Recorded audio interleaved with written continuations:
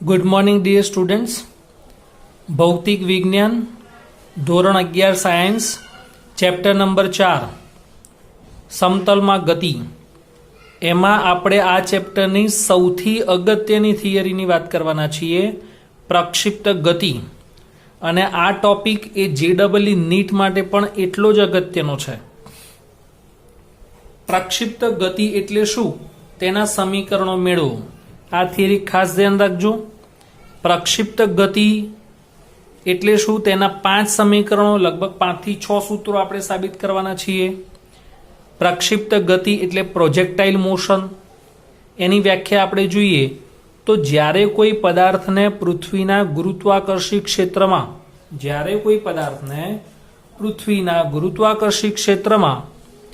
સમક્ષિતિજ સાથે અમુક કોણે ફેંકવામાં આવે ત્યારે તે નિયમિત વેગ અને નિયમિત ઉધ્વ પ્રવેગ સાથે ગતિ કરે છે.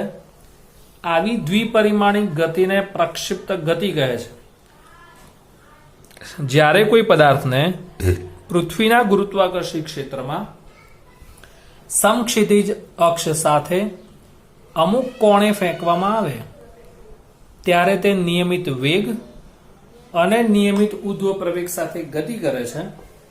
આવી દ્વિપરિમાણિક ગતિને પ્રક્ષિપ્ત ગતિ કહેવાય. આને 2 ડાયમેન્શનલ મોશન કહીશું.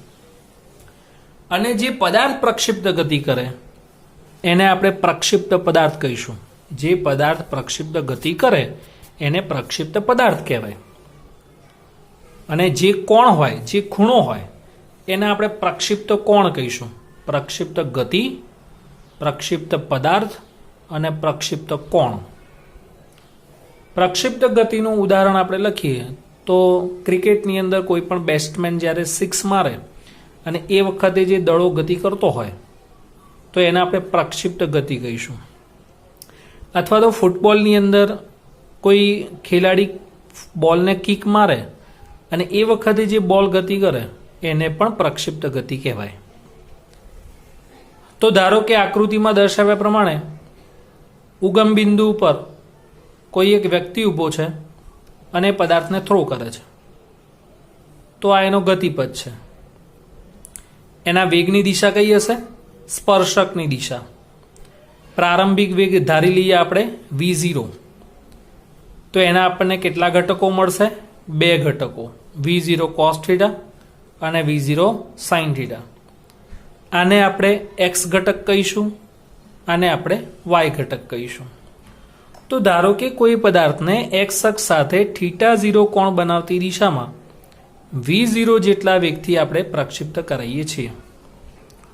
તો પદાર્થને પ્રક્ષિપ્ત કરાવ્યા બાદ ગુરુત્વાકર્ષણ બળને લીધે પ્રવેગ શિરોલંબ દિશામાં, એ પણ ક્યાં? અધો દિશામાં ઉત્પન્ન થશે. Therefore -gj cap. અધો દિશામાં જે પ્રવેગ ઉત્પન્ન થાય એટલા માટે -gj કેપ. તો પ્રવેગનો x ઘટક 0 છે, પ્રવેગનો y ઘટક -gj કેપ. વેગનો x ઘટક, પ્રારંભિક વેગનો x ઘટક એટલે v0x, પ્રારંભિક વેગનો y ઘટક એટલે v0y. તો આકૃતિ પરથી v0x અને v0y. અચળ પ્રવેગી ગતિના 3 સમીકરણોમાંથી આપણે પહેલું સૂત્ર એપ્લાય કરીએ તો v બરાબર v0 પ્લસ 80, પણ અહીંયા x અને અહીંયા બધી જગ્યાએ y. તો v0x બરાબર v0 cos θ, ax બરાબર 0 છે.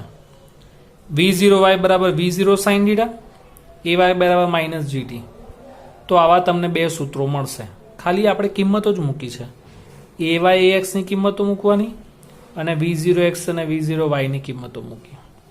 2 સૂત્રો મળ્યા. હવે આપણે બીજા નંબરનું સૂત્ર એપ્લાય કરીએ.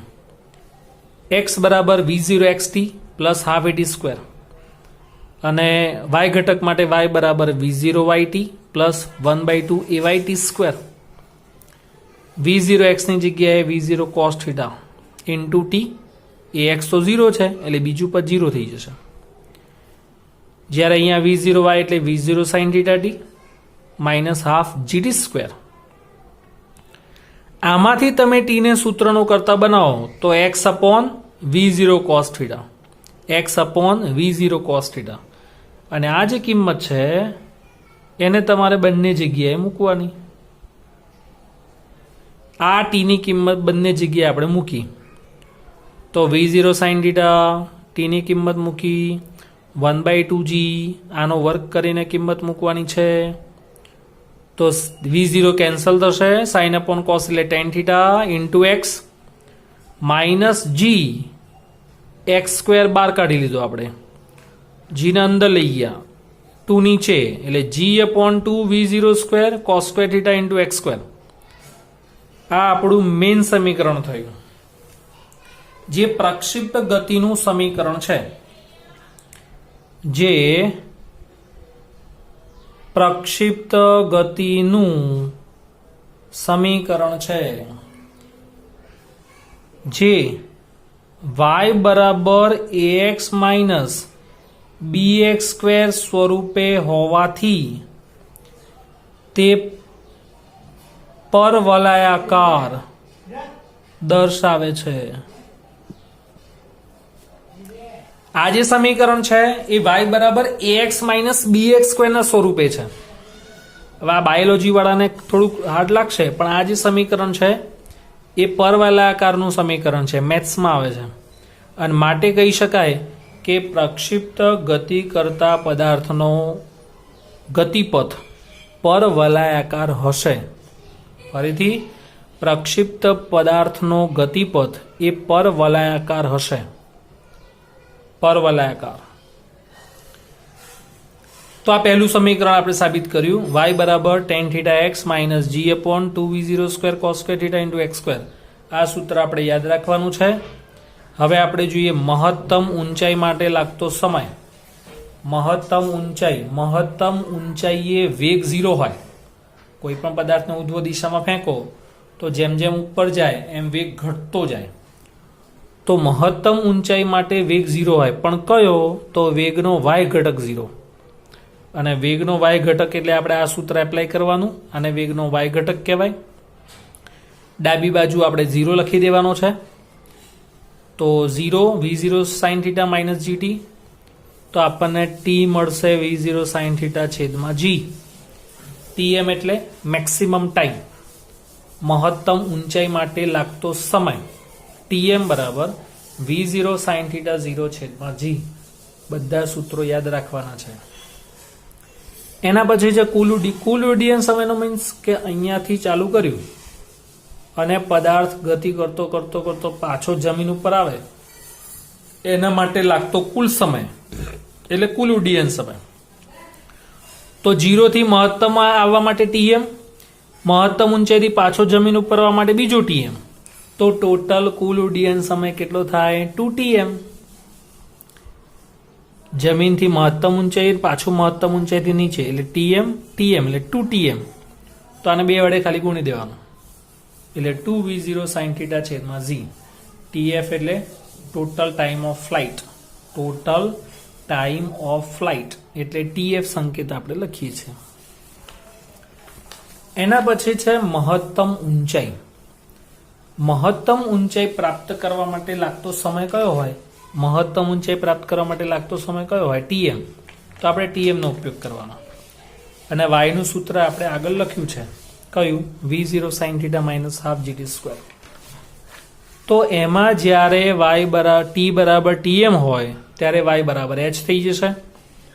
એટલે ડાબી બાજુ h મૂકવાનું, v0 sin થીટા, t ની જગ્યાએ tm, અહીંયા tm. tm નું સૂત્ર આપણે હમણાં ભણાવીએ.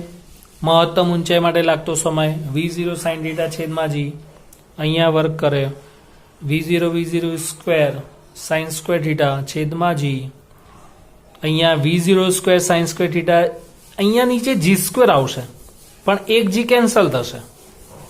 ગણતરીમાં ધ્યાન રાખજો, આ હોલ સ્ક્વેર છે ને એટલે નીચે g સ્ક્વેર આવે પણ એમાંથી એક g ઉડી જાય એટલે એક g વધે અને 2 નીચે, 2g લસા, તો આને બે વડે ગુણવું પડે. 2 minus 1 1 એટલે મહત્તમ ઊંચાઈનું સૂત્ર આવશે v0 square sin square theta છેદમાં 2g. v0 square sin square theta છેદમાં 2g. આ ચોથું સૂત્ર થયું. y બરાબર આ ગતિનું સમીકરણ, આ મહત્તમ ઊંચાઈ માટે લાગતો સમય, આ કુલ ઉડ્ડયન સમય, આ ચોથું સૂત્ર મહત્તમ ઊંચાઈ, અને હવે અવધિ. અવધિ એટલે શું? પ્રક્ષિપ્ત પદાર્થે સમક્ષિતિજ દિશામાં કાપેલા મહત્તમ સ્થાનાંતરને અવધિ કહેવાય. પ્રક્ષિપ્ત પદાર્થે સમક્ષિતિજ દિશામાં કાપેલા મહત્તમ સ્થાનાંતરને અવધિ કહે છે. જેમ કે કોઈ ક્રિકેટર બોલ ફેંકે, સિક્સ મારે, તો કોઈક વખતે એવું થાય કે બહુ જ દડો ઊંચે જઈને ગ્રાઉન્ડમાં ત્યાં જ પડે, કેચ થઈ જાય, તો આની અવધિ ઓછી કહેવાય, આ અવધિ કહેવાય. સ્થાનાંતર આને જ કહેવાય ને, ત્રીજા ચેપ્ટર પ્રમાણે. પણ કોઈ ક્રિકેટર હોય, એ થોડીક ઊંચે દૂર જાય દડો, બાઉન્ડ્રી ઉપર કેચ થાય, તો આની અવધિ એના કરતાં વધારે. કોઈક બેસ્ટમેન એવો હોય, ધોની જેવો, તો એનો છે એક દડો બાઉન્ડ્રીની બહાર જાય, તો એની અવધિ એના કરતાં વધારે. કોઈક એવો હોય કે સ્ટેડિયમની બહાર જતો રહે, તો એની અવધિ સૌથી વધારે. અવધિ એટલે સમક્ષિતિજ દિશામાં કાપેલું મહત્તમ સ્થાનાંતર. જેમ કે અહીંયાથી આટલે સુધી આ અંતર, ઊંચાઈ સુધી ગમે તેટલું જાય એ આપણે જોવાની જરૂર નથી, સમક્ષિતિજ અંતર આટલું કહેવાય. આ રેન્જ એટલે અવધિ. તો તમારે x વાળું સૂત્ર એપ્લાય કરવું પડે, અને x બરાબર v0 cos θ ઇન્ટુ t. અને છેક અહીંયાથી પાછો જમીન સુધી આવવા માટે લાગતો સમય કયો હોય? ઉડ્ડયન સમય, એટલે tf. તો એનું સૂત્ર મૂકવાનું. v0 સ્ક્વેર થઈ ગયું, અને 2 sin θ cos θ એ તો સૂત્ર થઈ ગયું મેથ્સ પ્રમાણે. આ સૂત્ર છે 2 sin θ cos θ એટલે sin 2θ. 2 sin θ cos θ એટલે sin 2θ. તો અહીંયા sin 2θ આવશે. તો અવધિનું છેલ્લું સમીકરણ v0 સ્ક્વેર sin 2θ છેદમાં g. અને તમારે મહત્તમ અવધિ શોધવી હોય તો θ બરાબર π/4, 45 ડિગ્રીએ. એટલે એનો મતલબ એવો કે તમે 45 ડિગ્રીએ કોઈ પણ પથ્થરને ફેંકો ને, તો એ મેક્સિમમ અંતર કાપીને દૂર જઈને પડે. જેમ તમે 9મા 10મામાં ગોળા ફેંકની ને રમત આવતી હતી, તો ગોળા ફેંક છે, પછી બરછી ફેંક છે. તો ગોળા ફેંકમાં તમે આની ઉપરથી કહી શકાય કે તમે એ ગોળાને 45 ડિગ્રીએ ફેંકો ને, તો મહત્તમ સમક્ષિતિજ અંતર જઈને પડે, એટલે અવધિ મેક્સિમમ થઈ જાય. એટલે θ બરાબર જો π/4 લો, 45 એટલે 45 દુ 90, sin 91, તો અવધિ મહત્તમ મળશે rmax બરાબર v0 સ્ક્વેર છેદમાં g. આ છઠ્ઠું સૂત્ર થયું. એટલે 6 સમીકરણ થયા.